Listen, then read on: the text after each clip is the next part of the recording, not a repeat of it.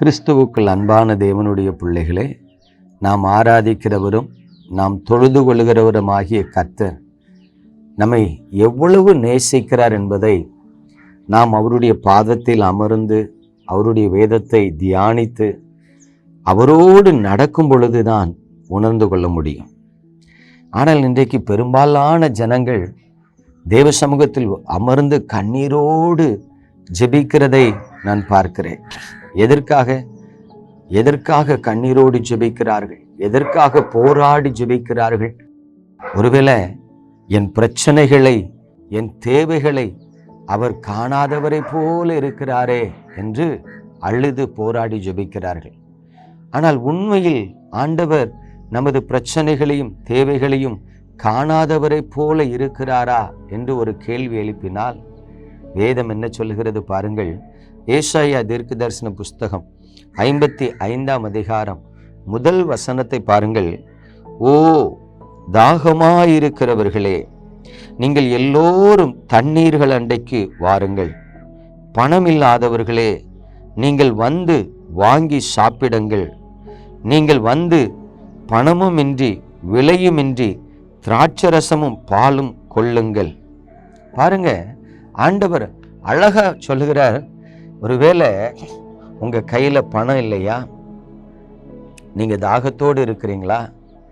வாங்க, உங்களுக்கு பணமும் கிடையாது, விலையும் கிடையாது, ஆனால் நீங்கள் வந்து வாங்கி சாப்பிடுங்கள் என்று சொல்லி அழைக்கிறதை பார்க்கிறோம். பிரியமான தேவனுடைய பிள்ளைகளே, நாம் கர்த்தரை ஆராதிக்கும் பொழுது வசனத்தை மேலோட்டமாக கடகடவென்று வாசித்து சொல்லுவோம் என்று சொன்னால் தேவன் நம்மோடு கூட பேச விரும்புகிற காரியத்தை நாம் அறிந்து கொள்ளாமலே போய்விடுவோம். பாருங்கள், சாப்பிடும் பொழுது பேசக்கூடாது என்று பெரியவர்கள் சொல்லுவார்கள். எதற்காக? கவனமாக சாப்பிடணும். அதில் நிறைய அர்த்தம் இருக்கு. ஒன்று, சாப்பிடும் பொழுது நம் பக்கத்தில் இருக்கிறவங்கள பார்த்து பேசிக்கிட்டே சாப்பிட்டோம்னா சில நேரம் ஏதாவது பூச்சிகள் பறந்து வந்து நமது ஆகாரத்தில் விழுந்திருந்தா அது நமக்கு தெரியாது. மழை நேரங்களில் பாருங்க, நிறைய வண்டு, ஈசல், பூச்சிகள் வீடுகளுக்குள்ள பறந்துக்கிட்டு இருக்கும். அப்போ நம்ம கவனம் இல்லாமல் பேசிக்கொண்டே சாப்பிட்டோம்னா உள்ள என்ன பூச்சி விழுதுங்கிறது தெரியாது, அதோட சாப்பிட வேண்டியிருக்கும். ஒன்று. இரண்டாவது, பேசிக்கொண்டே நாம் சாப்பிடுவோம் என்று சொன்னால் மூச்சு குழலுக்கும் உணவு குழலுக்கும் மிக நெருங்கிய தொடர்பு இருக்கிறது. ரெண்டும் அருகே தான் இருக்கிறது. அப்படி இருக்க நாம் பேசிக்கொண்டே சாப்பிடும் பொழுது சில நேரம் உணவு குழல் மூடி மூச்சுக்குழல் திறந்துட்டுன்னு வைங்களேன், நாம் சாப்பிடுகிற ஆகாரம் நுரையீரலுக்குள்ள போயிடும், செரசல் அடிக்கும். அது பலவிதமான தீமையை நமக்கு கொண்டு வந்துடும். அதனாலையும் பேசிக்கொண்டே சாப்பிடக்கூடாது என்று சொல்லுவார்கள். எதை செய்தாலும் அதில் கவனமாக இருக்கணும். அதே போலதான் வேதத்தை வாசிக்கும் போது பாருங்க, நம்ம பக்கத்தில் இருக்கவங்ககிட்ட பேசிக்கிட்டே வாசிக்க கூடாது. வேதத்தை வாசிக்கும் பொழுது செல்போனை பார்த்துட்டே வாசிக்க கூடாது.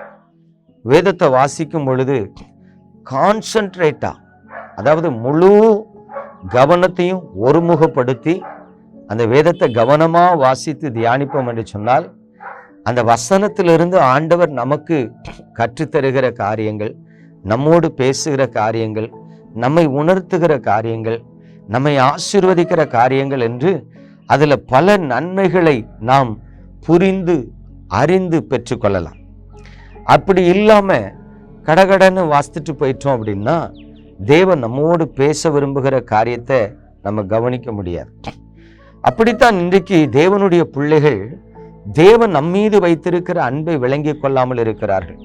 தேவன் நம்மோடு பேச விரும்புகிற காரியத்தை புரிந்து கொள்ளாமல் இருக்கிறார்கள். ஆனால் கர்த்தரோ நம்மீது நினைவாயிருக்கிறார். கர்த்தர் நம்மை குறித்து அக்கறை உள்ளவராயிருக்கிறார். பாருங்க, அவர் சொல்றாரு, ஓ தாகமாயிருக்கிறவர்களே. தாகம்னா என்ன? தேவையோடு இருக்கிறவர்களே, எதிர்பார்ப்போடு இருக்கிறவர்களே, நன்மைக்கு காத்திருக்கிறவர்களே. பாருங்க, பல அர்த்தங்கள் அதுல இருந்து எடுக்கலாம். அப்படி காத்திருக்கிற நமக்கு ஆண்டவர் சொல்றார், நீங்கள் வந்து வாங்கி சாப்பிடுங்கள், திருப்தியாக இருங்கள், குறைவற்றவர்களாக இருங்கள், நன்மையை பெற்றுக்கொள்ளுங்கள் என்று ஆண்டவர் சொல்லுகிறத பார்க்கிறோம். அப்படியானால் எனக்கு அன்பான தேவனுடைய பிள்ளைகளே, தேவ சமூகத்தில் வந்து நாம் அமர்ந்து இருக்கும் பொழுது அவர் நமது தேவைகளை எல்லாம் சந்தித்து ஆசீர்வதிக்கிறார். ஒரு விசை பாருங்கள், நான் எங்க ஆலயத்துக்கு சென்றிருந்தேன். நாசரேத் கத்தீட்ரல் ஆலயத்துக்கு சென்றிருந்தேன். நான் அங்கு சென்று ஜெபித்து முடித்துவிட்டு எழும்பி வரும் பொழுது ஒரு காரியத்தை பார்த்தேன். நான் ஜெபிக்க செல்லும் பொழுதே அங்கே எனக்கு தெரிந்த ஒரு வயதான தாயார் ஜெபித்து கொண்டிருந்தார்கள். நான் ஜெபித்து முடித்துவிட்டு திரும்பி வரும் பொழுதும் அந்த தாயார் ஜெபித்து கொண்டிருந்தார்கள். நான் அவர்களை பார்த்து சிரித்து கொண்டே கடந்து வர நினைத்த பொழுது என் உள்ளத்தில் ஆண்டவர் பேசினார், மகனே நில், நீ நின்று அந்த மகளுக்கு ஏதாவது கொஞ்சம் கொடுத்துட்டு போ அப்படின்னார். உடனே அந்த தாயார் ஜெபத்தை முடித்து விட்டு வரட்டும்னு சொல்லி நான் பொறுமையா காத்திருந்தேன். 5 நிமிஷம் ஆச்சு, 10 நிமிஷம் ஆச்சு, 1/4 மணி நேரம் ஆச்சு, அரை மணி நேரம் ஆச்சு. அந்த தாயார் ஜெபத்தை முடிச்சுட்டு எழும்பி வரவே இல்லை. எனக்கு கொஞ்சம் கஷ்டமா இருந்தது. ரொம்ப நேரம் நிக்கிறோமே, ஒருவேளை நம்ம போயிட்டு பிறகு அந்த தாயாரை பார்த்து கொடுப்போமான்னு அப்படி நான் சிந்திக்கும் பொழுது என் உள்ளத்துல இன்னொரு எண்ணம், அதுக்கு பிறகு அந்த அம்மாவை லேசில் பார்க்க முடியாது. சில நேரம் தேடி அலைஞ்சாலும் அந்த அம்மாவை பார்க்க முடியாது. அப்போ நான் போய் அந்த அம்மாவை சரி தட்டி எழுப்பியாவது கொடுத்துட்டு வந்துடலாம் அப்படின்னு நினச்சி ஜெபித்து கொண்டிருக்கிற அந்த தாயாரை நோக்கி நான் நடக்க ஆரம்பித்தேன். நான் அவங்க பக்கத்தில் போகும்போது அவங்களே ஜெபத்தை முடிச்சுட்டு எழும்பிட்டாங்க. என்ன பார்த்தோன்னே, தம்பி ஸ்தோத்திரம் ஐயா, நல்லா இருக்கீங்களான்னாங்க. நல்லா இருக்கேன் பாட்டிமா அப்படின்னு சொல்லிட்டு என் பர்ஸ்லேருந்து கொஞ்சம் பணத்தை எடுத்து அவங்க கையில் கொடுத்தேன். அதை வாங்கி பார்த்தவங்க ஓன்னு அழுதுட்டாங்க. ஏன் பாட்டிமா அழுறீங்க என்ன? அப்போ நான் ஆண்டவர்கிட்ட இந்த பண தேவைக்காக தான் ஐயா ஜோம் பண்ணிட்டுருக்கேன். 2 மாசமா வீட்டு வாடகை கொடுக்கலையா. அந்த வீட்டு ஓனர் சொன்னாங்க, இன்னைக்கு 5ஆம் தேதிக்குள்ள நீ பணம் தரலன்னா உன் வீட்டு தட்டுமுட்டெல்லாம் தூக்கி வெளியே எறிஞ்சிருவேன்னு சொன்னாங்க. அதான் நீர் பணத்தை தந்தால் ஒழிய போக மாட்டேன்னு ஜோம் பண்ணிட்டு இருந்தேன். ஆண்டவர் என்கிட்ட ஒரு அரை மணி நேரத்துக்கு முன்னாடியே சொன்னார், நீ எழும்பி போன்னு சொன்னாரு. ஆனா நான் தான் முடியாது, நீர் பணம் தந்தாதான் போவேன்னு சொல்லிட்டு வைராக்கியமா ஜோம் பண்ணேன்னா.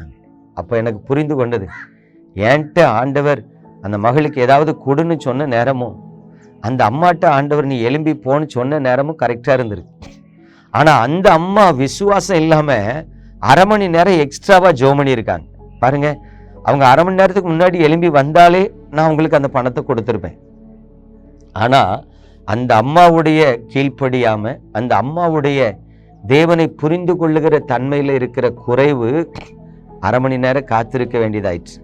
எதற்காக சொல்கிறேன் பிரியமானவர்களை, நீங்களும் நானும் எப்பேற்பட்ட சூழ்நிலையிலும் அவரிடத்துல அவரை நோக்கி பார்த்து ஜெபிக்கும் பொழுது அந்த ஜெபத்துக்கு அவர் பதில் கொடுக்கிறார்.